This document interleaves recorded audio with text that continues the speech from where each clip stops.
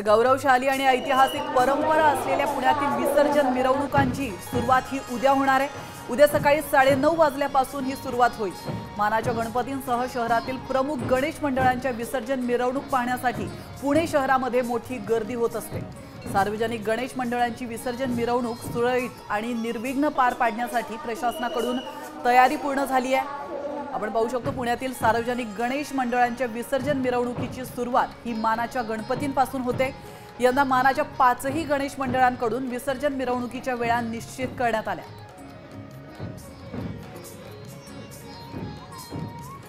तर आपण पाहतोय मानाचा पहिला गणपती आहे कसबा गणपती। वेळ असणारे सकाळी 9:30 वाजता। स्थळ लोकमान्य टिळक पुतळा। तर मानाचा दुसरा तांबडी जोगेश्वरी गणपती। वेळ सकाळी 9:45 स्थळ असणारे लोकमान्य टिळक पुतळा।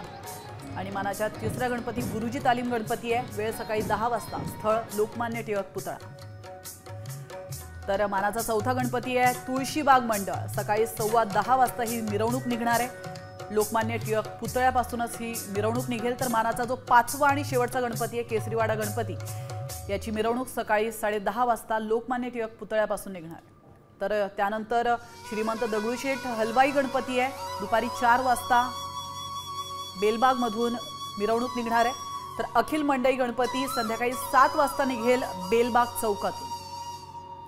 तर श्रीमंत भाऊसाहेब रंगारी गणपती संध्याकाळी 6:30 वाजता बेलबाग चौकातून निघणार आहे। आता isakal.com आहे देशातील नंबर 1 ची मराठी न्यूज वेबसाईट। प्रत्येक अपडेटसाठी isakal.com ला नक्की भेट द्या।